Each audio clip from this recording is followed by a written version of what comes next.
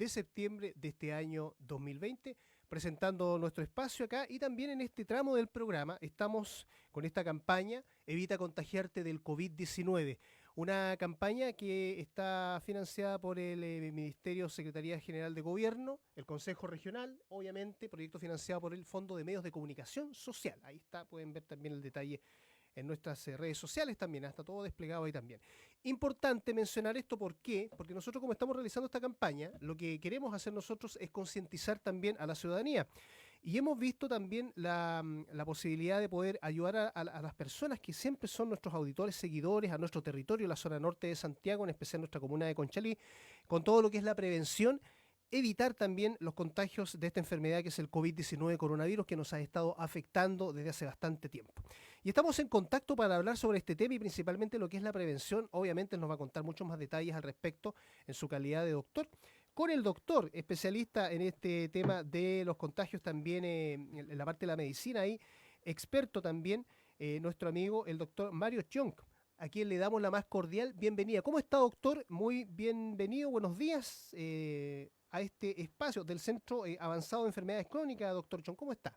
Sí, muy buenos días. Sí, también soy Por favor. profesor de la Facultad de Ciencias Químicas y Farmacéuticas de la Universidad de Chile. Eso es lo importante, a mí se me había olvidado ese detallito, gracias doctor por recordármelo, pero es súper importante porque claro, efectivamente qué mejor que un profesional de esta envergadura para que nos pueda dar más detalles acabados, porque generalmente la población común y corriente o no tiene mucha conciencia o no tiene mucha información, cosa que estamos en aquello, pero también hay un nivel de, digamos, de poca preocupación quizá. Yo lo conversaba ayer en forma más interna con el doctor, lo que está mostrando a nivel internacional, toda esta pandemia se está viendo en los medios de comunicación, redes sociales, la prensa en general, lo que pasa en países como Europa, países de Oriente, países de Norteamérica y lo que estamos viviendo en Chile. O sea, Chile es un país que tiene todas las condiciones para poder evitar errores, porque es un país que por su condición geográfica, como que todo llega o muy tarde o después, o en este caso la pandemia partió en la parte asiática, Europa, afectó primeramente, pero América llegó de alguna manera no tan temprano, no fue inmediato. O sea, Chile podría, bajo esa perspectiva, doctor Chan, de alguna manera evitar con mayor certeza, mayor asertividad, este contagio que aumentara el coronavirus. Así es. Lo que se ha visto hasta el momento, si uno mira los números, es que Chile más o menos sigue la misma tendencia que ocurre en Europa, pero desfasado en aproximadamente 2 meses. ¿Ya? No, en Europa, ustedes vieron las Sí, noticias, ¿no es cierto? sí. Un gran caos que ocurrió con coronavirus en Italia, en España, en Francia, en Alemania, y unos meses después sucedió lo mismo en Chile. Y por lo tanto hay que mirar con mucha atención qué es lo que está ocurriendo en Europa porque esas tendencias siguen, al parecer, muy cercanamente a lo que sucede en Chile. Allá con la llegada del verano se empezó a desconfinar, igual como lo estamos haciendo nosotros ahora, pero ellos partieron ya hace un mes atrás. Y lo que se ha visto es que con el desconfinamiento empezó a aparecer un segundo brote muy importante de la enfermedad. Y por lo tanto acá en Chile tenemos que tener mucha precaución con este desconfinamiento para que no ocurra lo mismo, que tengamos que lamentar un segundo brote y volver a confinar a nuestra población.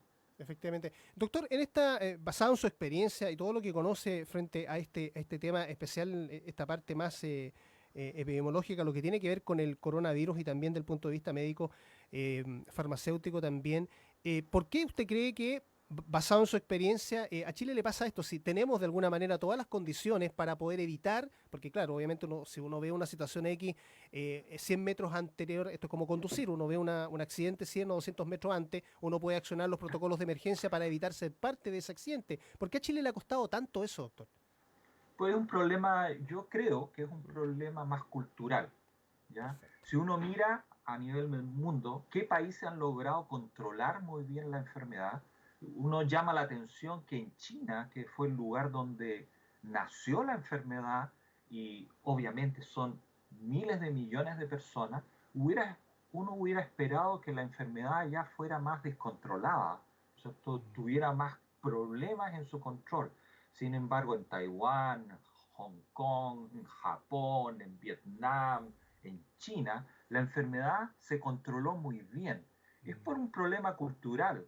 Allá, por ejemplo, en forma natural, la gente no se saluda ni de besos ni de manos.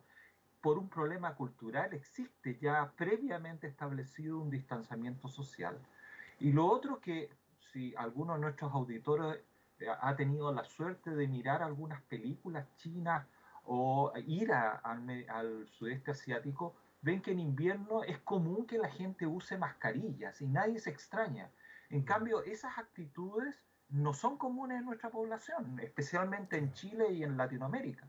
Y por lo tanto, ellos cuando tuvieron la necesidad de hacer distanciamiento social y usar obligatoriamente mascarillas, era algo que era natural en ellos y ellos ya sabían cómo hacerlo y en qué situaciones ocuparla. Y eso ayudó muchísimo al control de la enfermedad.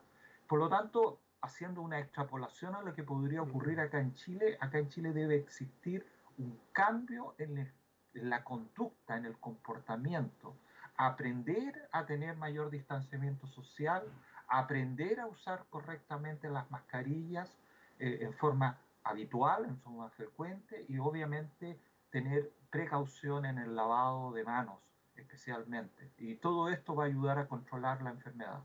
Lo que se olvida la gente es que nosotros ahora con el desconfinamiento no es que no haya virus, No. el virus sigue presente y, y está en nuestro entorno, y por lo tanto lo que debemos asumir como responsabilidad es que debemos vivir lo que llamo yo en un modo COVID.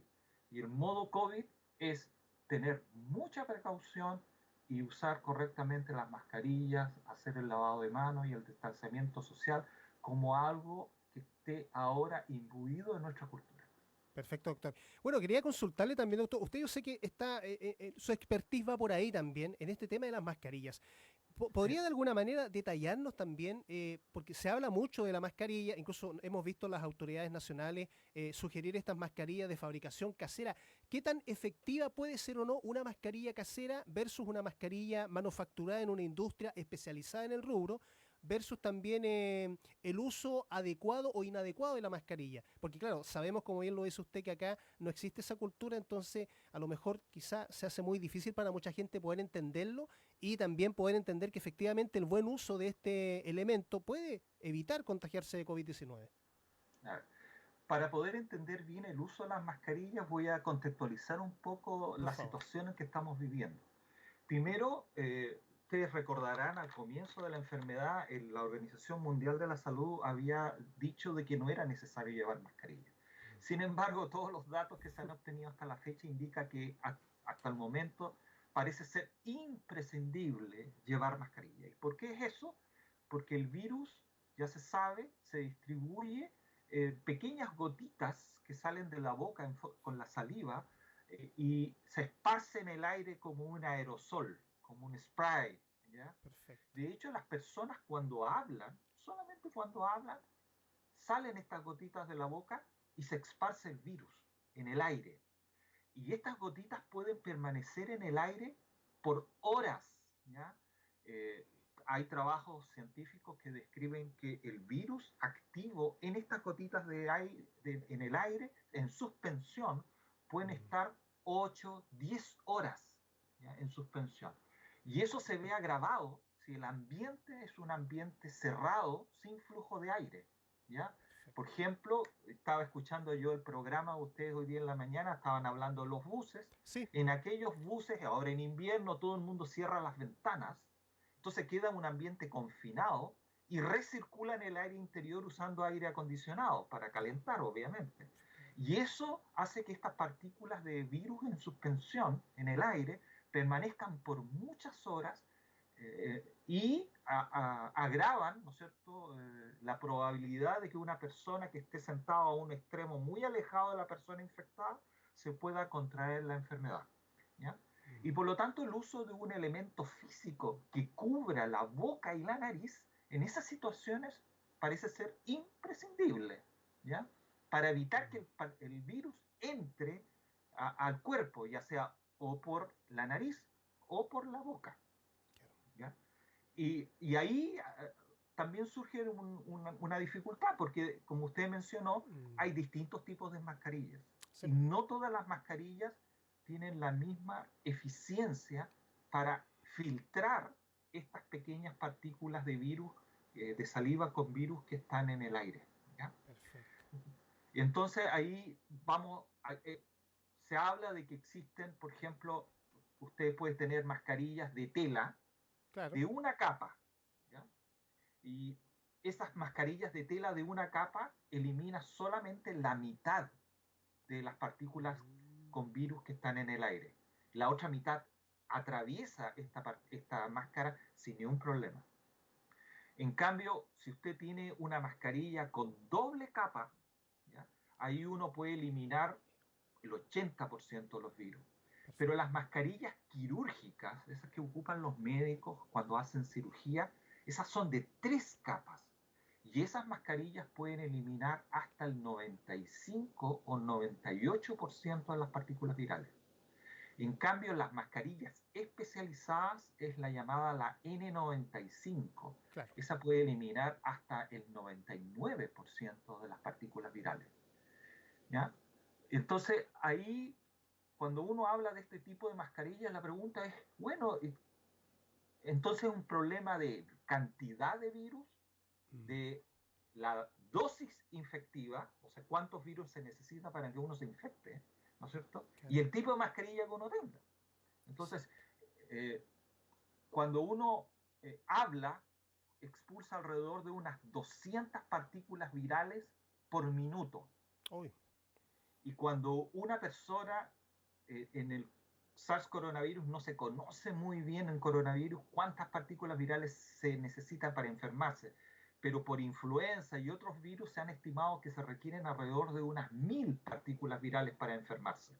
Y por lo tanto, si una persona está hablando sin mascarilla y hay una persona justo al frente escuchándola, 5 minutos de conversación bastarían para que la persona que está al frente de uno se enfermara.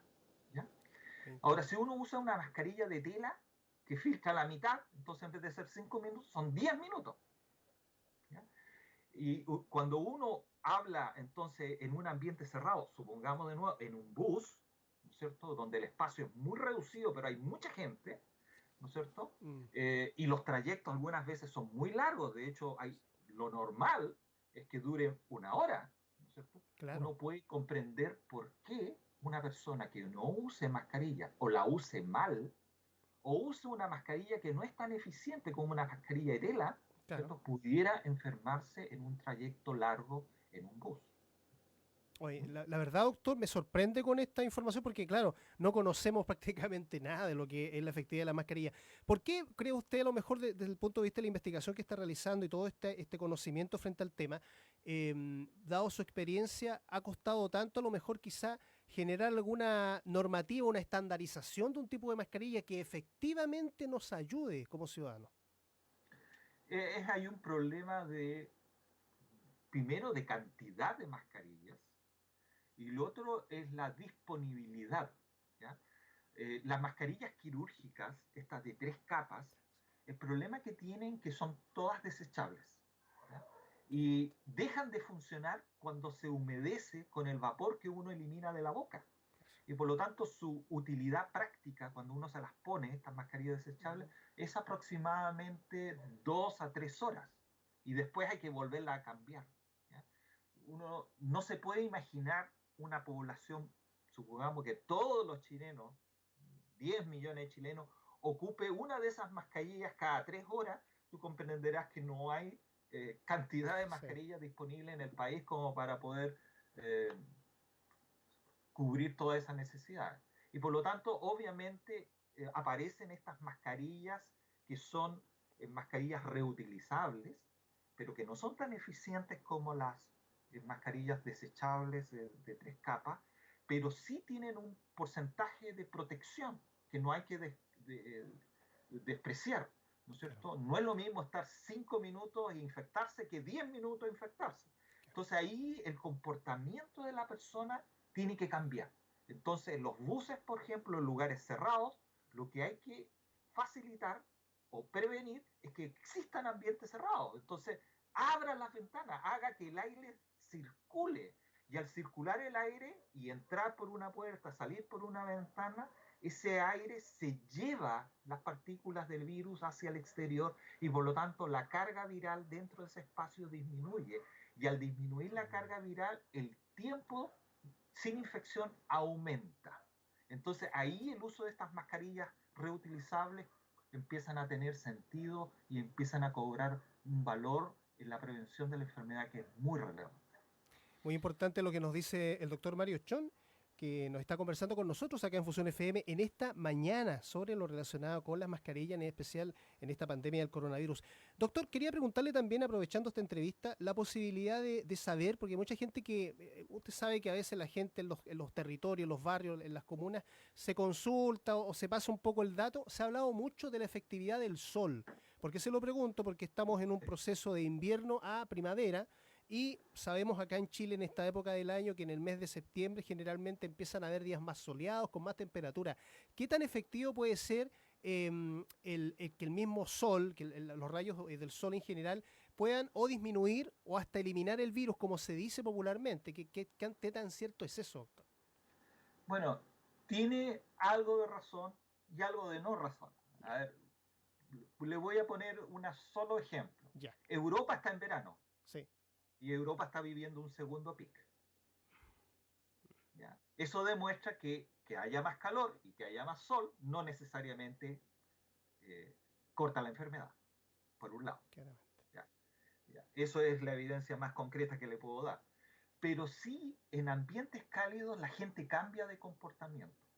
En invierno la gente tiende a cerrar las ventanas, a cerrar las puertas y a agruparse en pocas habitaciones dentro de las casas. Habitualmente se agrupan en aquellas habitaciones que son más calefaccionadas.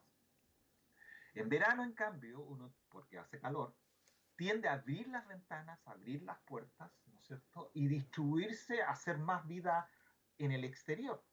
Y ya vimos que la concentración de virus en el ambiente es un factor clave, el tiempo y la concentración es un factor clave en la infección. Y como uno cambia este comportamiento en verano y suele vivir más hacia el exterior y con ventanas más abiertas, eso hace que la concentración de partículas virales en ambientes cerrados se disminuya. Y eso hace que las tasas de infección bajen, pero no es por un efecto de la temperatura o un efecto del sol. Perfecto, doctor. Preguntándole también sobre la mascarilla. ¿Usted cree que está la capacidad en nuestro país, por lo menos conociendo un poco nuestra realidad, de poder generar algún tipo de mascarilla o digamos, una indicación? Mire, sabe que la mascarilla se recomienda que pueda tener estos elementos o componentes. ¿Sería lo recomendado por la autoridad para poder tener una mayor efectividad? Y también, obviamente, realizar quizá una campaña más extensa frente al uso de estas mascarillas, porque claramente vemos en la calle personas que están con un oído colgando, con la nariz bajo, la mascarilla bajo la nariz, personas que la usan a media barbilla. No, como que no hay una real conciencia frente a esto, doctor. Así es. Yo estoy absolutamente de acuerdo con usted. Resulta de que las normativas solo dicen uso obligatorio de mascarillas, pero yo todavía echo de menos indicaciones mostrando cuál es el correcto uso de la mascarilla, cómo se debe usar correctamente. Entonces, yo dije, el virus uno puede adquirirlo o por inhalación, o sea, a través de la nariz, o de la boca. Y por lo tanto, la mascarilla debe cubrir completamente nariz y boca. Ahora, si uno usa una mascarilla suelta, porque uno a veces en las noticias cuando ve entrevistas gente, ven, Sí. como dice usted, que la mascarilla cubre o solo la boca o solo la nariz, o una mascarilla tan suelta que la persona tiene que estar acomodándose frecuentemente la mascarilla para tapar la nariz y la boca. Y uno mira y por los costados se ve perfectamente la nariz o se ve perfectamente la boca al aire libre. Esas mascarillas que no tienen ninguna utilidad. De hecho, la mascarilla, para que funcione, el aire que uno inhala y exhala tiene que pasar a través de la tela. Y para poder hacer eso, la mascarilla debe estar firmemente adherida a la cara, muy firmemente adherida. Y no es lo que comúnmente uno observa en las imágenes del uso de la gente. Y por lo tanto, toda esa gente es porque nadie le ha enseñado cuál es el correcto uso de la mascarilla. Y por lo tanto, efectivamente, lo primero que habría que hacer es un programa de educación de cómo hay que ponerse la mascarilla y cuál es la posición correcta en que debe estar, y que mostrarle a esa gente que la mascarilla debe estar muy ajustada a la cara para que tenga algún efecto protector. Perfecto, doctor, me queda súper claro. Oye, muy buena respuesta frente a esa duda que gran parte de la ciudadanía manifiesta. Y quiero avisarle, doctor, bueno, tenemos unas preguntas acá que nos han hecho llegar. Nos envían muchos saludos a usted también. Resilient Rach dice, doctor Mario Chon, usted es un seco, dice, le manda muchos saludos. Tania Kementari dice, ¿qué pasa con las KN95? Me imagino que está preguntando sobre su uso y Son sobre su efectividad. mascarillas, sí. Las KN95 son mascarillas muy similares a la N95, es con un distinto criterio de selección, pero esas son igualmente efectivas. De hecho, esas son más efectivas que las mascarillas caseras, pero Ya. al igual que las mascarillas quirúrgicas, las KN95 son desechables, pero tienen un tiempo de uso más prolongado, eso sí. Ya. Ahora, esta situación de la mascarilla lavable que habla mucha gente, ¿es tan así, tan efectivo o no necesariamente se puede lavar o sí se puede a lo mejor limpiar con otra cosa que no sea? Porque hemos visto incluso en la prensa recomendaciones de lávela con agua y jabón. Yo la verdad dudo si acaso el agua y jabón será suficiente para desinfectar una mascarilla, por lo menos. Es suficiente, aunque usted no lo ¿Sí? crea. Sí, Estaba es equivocado suficiente. De entonces. hecho, este virus, el coronavirus, es un virus que está compuesto en su parte exterior básicamente de grasa. Perfecto. Y por lo tanto, cualquier sustancia que disuelva grasa sirve para eliminar el virus. Por eso que el lavado de manos con agua y jabón por 30 segundos es suficiente para eliminar el virus, porque el jabón destruye la grasa. Y por lo tanto, cuando uno tiene una mascarilla, ¿ya? No las desechables, o sino las reutilizables, bastaría con sumergirla en detergente Ya. 30 segundos y eso sería suficiente para inactivar el virus, efectivamente. Y Perfecto, por lo doctor. tanto, un lavado con agua y jabón, lo mejor es, usted sabe que el agua tibia disuelve mejor la grasa que el agua helada. Claramente. Entonces, Sí. lo ideal sería hacerlo en un agua que estuviera un poco más tibia y con eso mejora la destrucción del virus. Oye, importante, doctor. Mire, también nos preguntan acá, Ángel Mejía, saludos para él, nos manda muchos saludos, gracias por escribirnos. Dice, ¿qué tan recomendable o no es la desinfección de las mascarillas quirúrgicas o N95 con alcohol? ¿Y cómo se recomienda desinfectarla con este elemento, con el alcohol en especial? Lamentablemente, las mascarillas quirúrgicas no se pueden reutilizar. Ya. Una vez que uno se las pone, se humedecen. Y la humedad lo que hace es cambia la textura de los filtros. Por lo tanto, aunque uno lo vuelva a secar y la vuelva a desinfectar con alcohol o con radiación, ya no es la misma textura original y por lo tanto ya no tiene la misma eficiencia de filtrado que la mascarilla original. Si bien es cierto, es más que una de tela, sigue siendo mejor que una de tela, sus eficiencias empiezan a disminuir, efectivamente. Pero sumergir la mascarilla en alcohol puede ser una manera de desinfección. El problema está que los alcoholes que actualmente existen comercialmente disponibles en farmacias, en Mm. cualquier lugar donde son alcoholes, la más concentrada es 95%. ¿No? Desde el punto de vista del público en general, no puede conseguir o es muy difícil conseguir alcohol al 100%, que sería el ideal para desinfectar este tipo de mascarilla, porque no tiene agua. El Ah, alcohol claro, al 95 tiene sí agua, tiene un entonces en porcentaje. vez de ayudar a desinfectar, además está destruyendo más la estructura de la mascarilla. Y por lo tanto, si bien es cierto, sirve para desinfectar, va a dañar la estructura de la mascarilla y por lo tanto va a disminuir también su utilidad práctica. Perfecto, doctor. También saluda, gracias, doctor. Saludar a Tiare Cabello que nos escribe. Dice, ¿qué tal las mascarillas de tela que contienen varias capas? Entre ellas, una, me parece marca, no sé, TNT, dice. Sí, esos son, de hecho, han habido varios estudios donde han hecho distintos tipos de mascarillas caseras para ver la eficiencia o no. Y Ya. lo que se ha visto efectivamente es que mientras más capas tenga, más eficiente es. Entonces, hay una que salió publicado en una revista internacional que lo que recomendaba era poner una capa de tela, entre medio una capa de papel de cocina, de estos de multihoja, no sé si hay unos papeles gofrados que tienen 3 o 4 hojas de papel, Sí, una sí, toalla nueva en el fondo, claro. y luego una capa de TNT, de TNT. Y esa mascarilla es prácticamente igual en eficiencia que una mascarilla quirúrgica. Perfecto. ¿Sabe que Pero tiene que ser de varias capas. Perfecto, doctor. ¿Sabe que me acordé de esto porque un niño de un colegio me conversó hace un par de semanas acá en la radio, me habló por interno y me dijo, ¿sabe que yo estaba en mi casa con el aburrimiento, con esto de la pandemia? Yo tomé hilitos de cobre y los puse Ajá, dentro de mi mascarilla. sí. Tiene, me imagino, alguna efectividad el cobre, claramente. El cobre, dentro de todas las superficies que están descritas que inactivan el virus, el que es mejor inactivante es efectivamente el cobre. Perfecto. ¿Ya? Pero para que, si uno, obviamente, para que tenga efecto, el cobre tiene que estar en contacto directo con el virus. Y el virus es muy pequeñito. Y por lo tanto, para que tenga algún efecto el cobre sobre el virus, el cobre tiene que estar distribuido toda la mascarilla. Perfecto. Y ya, entonces hay unas microfibras de cobre, que es una malla de cobre, literalmente, que ¿Ya? se pone entre las mascarillas para tener algún efecto.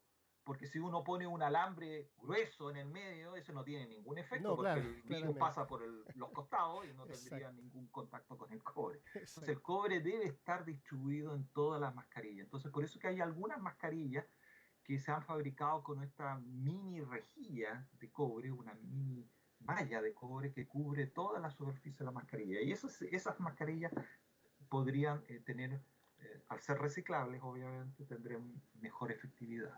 Efectivamente, doctor.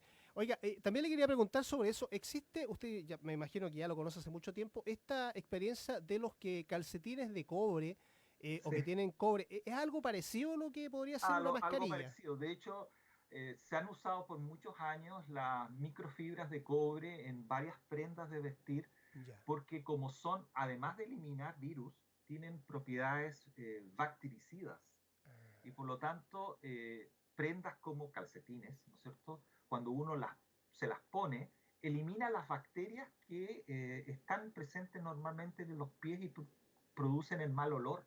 Entonces son prendas que antiguamente o todavía se venden como prendas para evitar la generación de malos olores en los pies, por ejemplo. Claro. Y efectivamente están construidos por estas microfibras de cobre que les menciono yo. Perfecto. Doctor John, quería preguntarle sobre, me imagino que también maneja mucha información al respecto de esto, de lo que se habla un poco en la prensa de la evolución de esto en el tiempo. Sabemos de lo que pasa con esta etapa, estamos a 3 meses de finalizar este año 2020 que ha sido muy complejo, pero no se visualiza o se piensa un poco con preocupación lo que podría pasar en enero, febrero del próximo año y cómo poder enfrentarlo. Del punto de vista en especial de las mascarillas, ¿pueden haber más avances o ya hay estudios quizá en la forma? Probablemente vamos a tener que estar mucho tiempo con mascarilla en el mundo completo, en el planeta entero quizá. Quizá a lo mejor van a haber nuevas formas de utilizar este elemento que ha sido tan importante. Mira, las mascarillas probablemente no va a haber más modificación, Ya. ¿ya? Porque los datos ya muestran de que el uso continuo de mascarillas, de las que ya existen, eh, mascarillas de más de una capa, estoy hablando de estas mascarillas que realmente son eficientes en filtrar el virus, Claro. eh, producen atenuamiento de las curvas de desarrollo y progresión del virus. Eso uno lo puede ver en países asiáticos, donde el uso de mascarillas ya es algo muy común, incluso en la gente que habitualmente va a lugares públicos. ¿Ya? Y por lo tanto, lo que hay ya efectivamente sirve para contener la enfermedad. Lo que hay que hacer es el cambio conductual de la gente. ¿Ya? La gente en Chile no está acostumbrada a usar mascarilla. ¿Ya? Y para ellos es considerada más una molestia, porque dificulta la respiración. Obviamente, si uno tiene una mascarilla, el aire cuesta entrar a las narices y por lo Claro. tanto hay que hacer un esfuerzo para respirar y por exhalar. Y ese esfuerzo, cuando uno no está acostumbrado, después de algunas horas, cansa. Y eso produce molestia. Y la gente, ¿qué es lo que hace? Tiende espontáneamente a sacarse la mascarilla Exacto. para respirar más. Ese cambio de actitud es el que tenemos que lograr para poder contener la enfermedad. Ahora, doctor, quería preguntarle también, esta situación, bueno, usted tiene mucho estudio en esto, muchos años, por eso también le agradecemos el que pueda estar en contacto con nosotros, porque para nosotros es muy importante también para toda la zona norte y la comunidad poder tener toda esta información que es muy, pero muy útil en estos días. Frente a lo que son las toxinas, usted también es experto en esa área, Sí. eh, ¿existe algo parecido anteriormente al coronavirus, tal como se ve hoy en día y lo que está causando en la ciudadanía? Históricamente hablando, este no es la primera pandemia grave Mm, que ha tenido el mundo. sí, ¿Ya? De hecho, hay otra que es muy, se ha mencionado muchas veces, que fue la epidemia de influencia, la influenza española. Eso fue en 1915 al 18. Esa enfermedad también llegó a Chile y provocó miles, cientos de miles de muertos en nuestro país.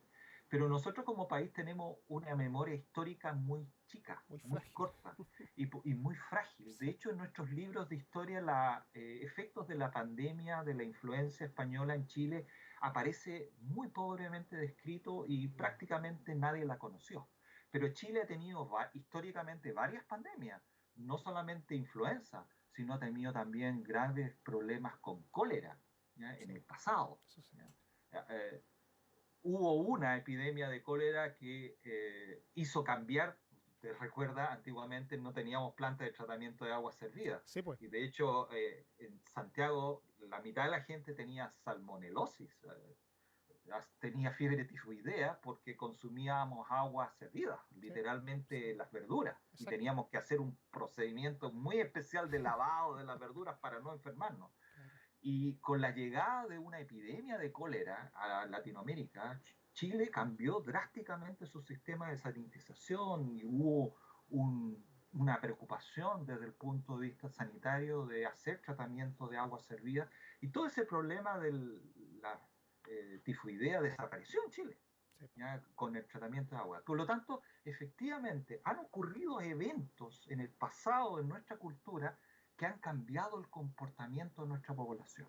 Y probablemente esta pandemia vaya a producir también algún cambio de comportamiento de nuestra población. Pero eso lo vamos a tener que ver en el futuro. Cómo cambia, cuál va a ser el impacto a largo plazo y si eso va a provocar o no un impacto en la sociedad que permita cambiar también nuestro comportamiento y nuestra forma de ser. doctor Chon, quería preguntarle también esta mañana, bueno, aparte de preguntarle también, agradecer a toda la gente que nos está escribiendo, Nati Quesada Donoso nos envía muchos saludos. Dice, yo lo conozco en lo personal y conozco la efectividad de las mascarillas, dice, y muchas gracias al doctor por la información. Ella es una amiga que trabaja, por lo que nos describe acá, y tiene que usar permanentemente las mascarillas. También Andrés Amenábar le manda muchos saludos también y dice, hola, ¿se recomienda usar una mascarilla de tela y además una quirúrgica aunque ya esté usada o no es recomendable? Pregunta. Eh, Mira, las mascarillas quirúrgicas lamentablemente son escasas y son caras, ¿ya? No son fáciles de costear, especialmente en estas situaciones de estrechamiento económico. Y Sí, por lo tanto, yo he visto a varias gente que se pone una mascarilla quirúrgica y la sujeta encima poniéndose una mascarilla de tela, ya, ¿ya? Y en ese sentido, efectivamente, eso mejora y también prolonga los tiempos de utilidad de la mascarilla.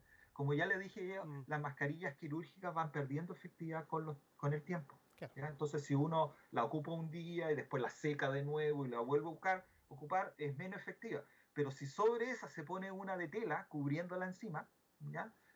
Obviamente mejora su eficiencia. Entonces, existen varios de estos tipos de trucos que uno va haciendo, no usar una mascarilla, sino usar dos mascarillas, que van mejorando la protección y también alargando en los tiempos de uso de este tipo de elementos. perfecto, doctor. Doctor Chon, preguntarle ahora que es una cosa muy importante para poder ir avanzando también en relación a cómo evitamos, del punto de vista de su experiencia, lo médico, lo recomendado, lo que realmente debería hacerse para poder evitar que este virus siga propagándose, porque hoy en día estamos pasando por un proceso que ha catalogado la autoridad sanitaria como paso a paso, que es este proceso de desconfinamiento gradual. Hoy día revisábamos en la mañana la prensa y nos dimos cuenta que había un aumento importante de casos. La curva se ha mantenido sobre los 5.000 acá en la región metropolitana y no necesariamente, según lo que informa la autoridad, son casos que se han dado en comunas que están en el paso a paso, pero sí como que se ha mantenido la cifra, incluso ha tenido un leve repunte. ¿Cómo hacer efectivamente para evitar la propagación? Porque claro, sabemos que hay vacunas que están en experimento, vacunas que se están probando en algunos países como Rusia, también en Oriente, en América, pero no tenemos efectivamente algo que realmente de alguna manera puede eliminar el virus de hoy día para mañana, por ejemplo. ¿Qué es lo más recomendable a la ciudadanía para que se cuide y evite contagiarse de este virus, doctor? Ya. Primero, efectivamente, lo que usted acaba de decir tiene absolutamente toda la razón. En nuestro país ha existido ejemplos trágicos de comportamiento poco anormal, muy anormal de la gente. A ver, voy a poner algunos ejemplos.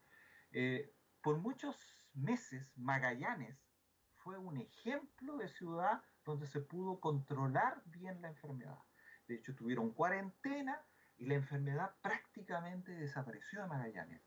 Pero se levantó la cuarentena y actualmente vemos las noticias, hoy día de hecho aparece de nuevo en las noticias, Sí. de que Magallanes es una de las 4 ciudades en Chile con mayor tasa de infección de virus.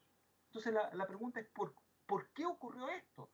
Es porque la gente en Magallanes, ¿ya? Mientras tuvo la cuarentena y todo, se comportó bien, pero una vez que se liberó la cuarentena, ya al haber tan pocos casos, pensó que la enfermedad ya se había superado. Y eso volvió al tener el comportamiento rutinario anterior a la pandemia, y eso hizo descuidar las medidas de seguridad, y eso provocó un repunte muy importante de los casos en Magallanes. Lo mismo ocurrió en Antofagasta. Antofagasta tuvo un grave problema, especialmente asociado a las mineras y la ciudad de Antofagasta. Hubo una cuarentena muy estricta, se logró controlar la enfermedad, pero después de liberar la cuarentena, la enfermedad volvió rápidamente a repuntar y fue de nuevo una de las 4 ciudades de Chile con mayor tasa de infección. Lo mismo ocurrió en Arica y está pasando de nuevo acá en Santiago. Sí. En Santiago hubo un descenso importante en el número de casos que se detuvo prácticamente y ha ido un leve repunte cuando se empezó este programa paso a paso en la región metropolitana con el desconfinamiento de algunas de las comunas. Y todo eso debido a este relajamiento en las medidas de contención de la enfermedad. Y por lo tanto el llamado al público aquí es simple. No, la enfermedad no se ha ido del país, es una enfermedad que está presente, el riesgo de infección está presente y por lo tanto el desconfinamiento no significa un relajamiento de las medidas de contención, sino seguir manteniendo las medidas de prevención lo máximo que uno pueda. Si uno puede quedarse en la casa, quédese en la casa. No salga si no tiene necesidad, aun cuando su comuna esté en desconfinamiento. Si va a salir, use mascarillas, pero úsela bien. Lávese frecuentemente las manos. Al llegar a la casa, lo primero que debe hacer es lavarse las manos, cambiarse la mascarilla y lavarse las manos, ¿ya?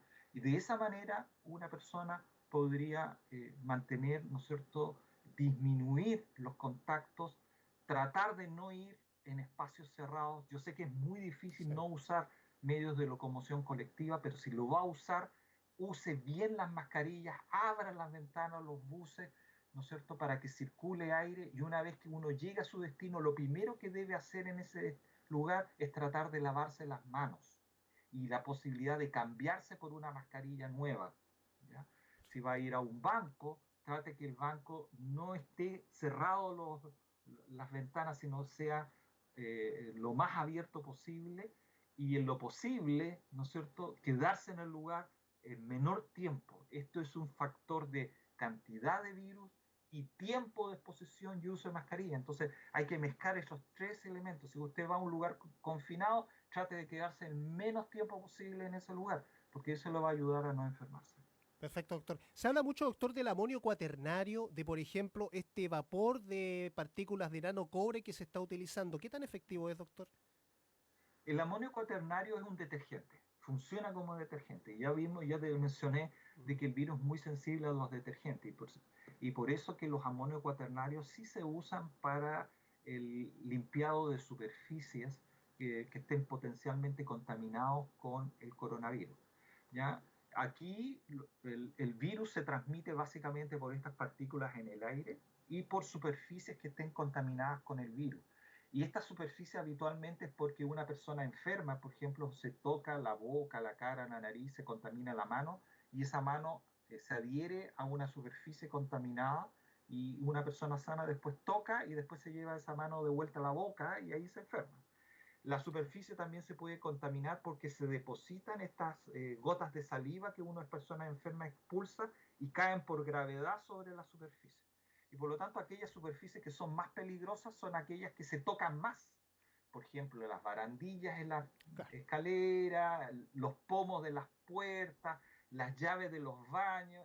Esas son superficies que son susceptibles a tener mayor peligrosidad y por lo tanto lo recomendable es siempre ir sanitizando esa superficie, por ejemplo, con un amonio cuaternario, con hipoclorito de sodio o con alcohol. Perfectamente. Doctor, esta cosa que ha pasado, bueno, todos sabemos que debido a la pandemia ha cundido mucho el transporte de elementos de primera necesidad, inclusive a través de sistemas de delivery.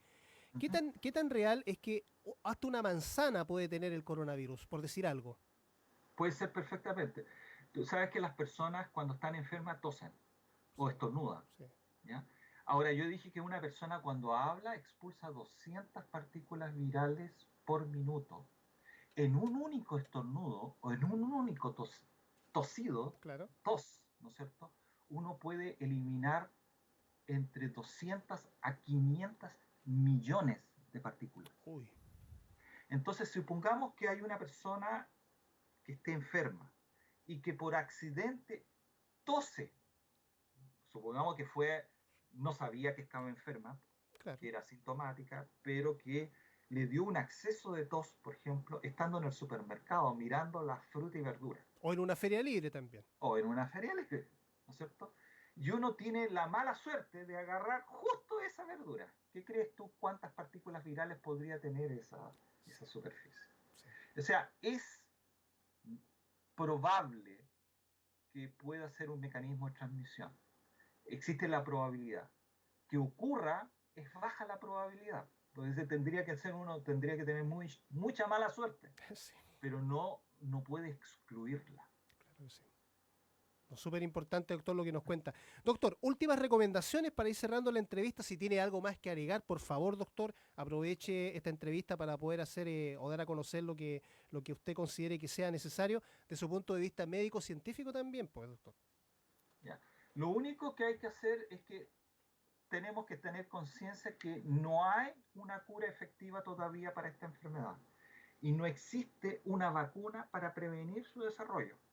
La única manera que se sabe que funciona para prevenir el contagio es el distanciamiento social, el uso correcto de las mascarillas, el lavado frecuente de manos, ¿no es cierto? Y el evitar las aglomeraciones, especialmente en lugares cerrados con poca ventilación.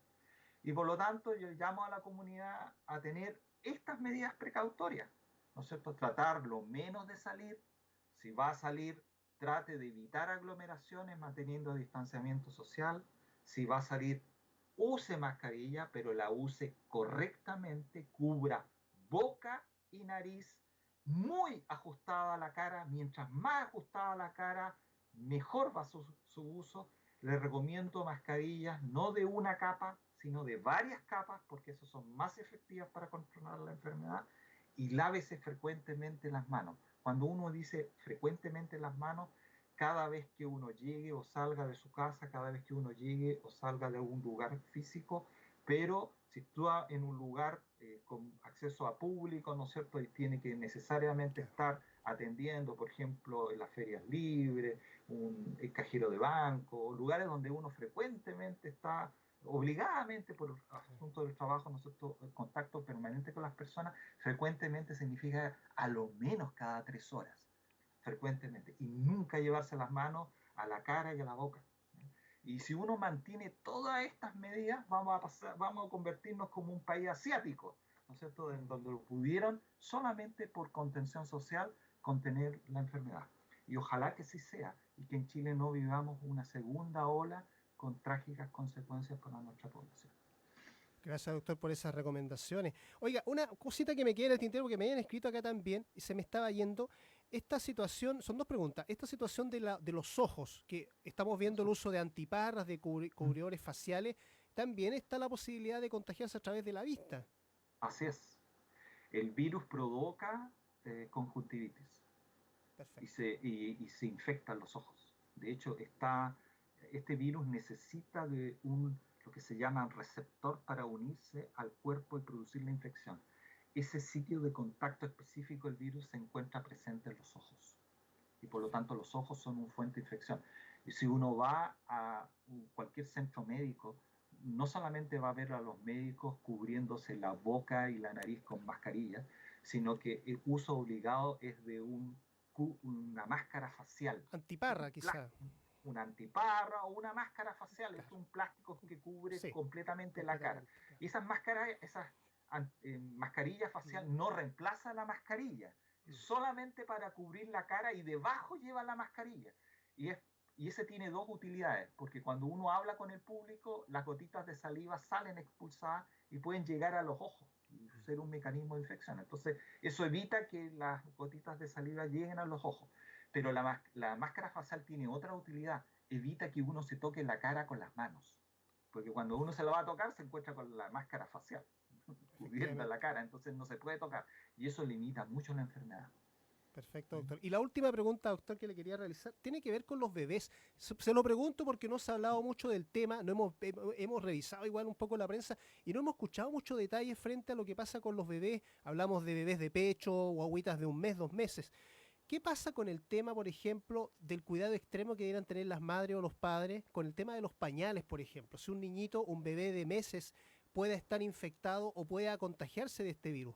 Porque A ver, no se ha hablado mucho, se ha hablado de personas normalmente dependientes, pero de un bebé que depende de la manipulación en su aseo, en su alimentación de su madre o su padre, por lo pequeño que es. ¿Qué tan difícil puede llegar a ser? ahí abriste un tema que es muy complejo. Ya. Yeah. Eh, Pero por lo menos una primero, idea un vamos poquito paso a paso. claro. Primero, por mucho tiempo se dijo, mira, los niños se enferman, pero muy suave. ¿Ya? Y de hecho las tasas de mortalidad de los niños muy bajas en el mundo. Claro. Eh, esa afirmación, porque se pensaba que los niños se enfermaban menos y tenían menos virus. Lo que se ha demostrado es que todos los niños se enferman, la gravedad es menor, pero la cantidad de virus en los niños suele ser igual o incluso superior a los adultos. ¿Ya? Y por lo tanto los niños son vectores de la enfermedad tan o más importante que las personas adultas. ¿Ya? Algo que al comienzo de la pandemia se pensó que no era así, ahora quedó claramente demostrado que es así. Si en los bien es cierto, los niños presentan una sintomatología clásica, estoy hablando de tos, de fiebre, de dolor muscular, pérdida de sabor, pérdida de olfato, que es menos intenso que en el adulto, se ha descubierto que hay varias enfermedades que ocurren en los niños que dan solo los niños, como por ejemplo el síndrome de Kawasaki, que es una inflamación, en los vasos sanguíneos muy grave que se da en los niños. Y por lo tanto, los niños, esta enfermedad tiene otras manifestaciones que no son las clásicas que se ven en los adultos. Y por lo tanto, que los niños estén libres de la enfermedad no es cierto. Los niños se enferman igual que los adultos e incluso tienen manifestaciones clínicas que son distintas. La otra arista que tú abriste Sí. es el virus infecta también el tracto digestivo y el tracto urinario.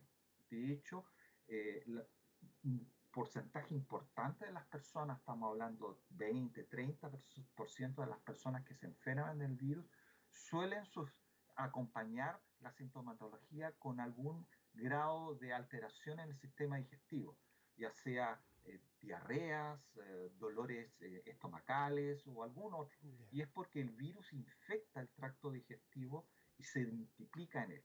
Y eso ha provocado que el virus sea detectado con mucha facilidad en gran cantidad de las personas infectadas en las heces y en la orina.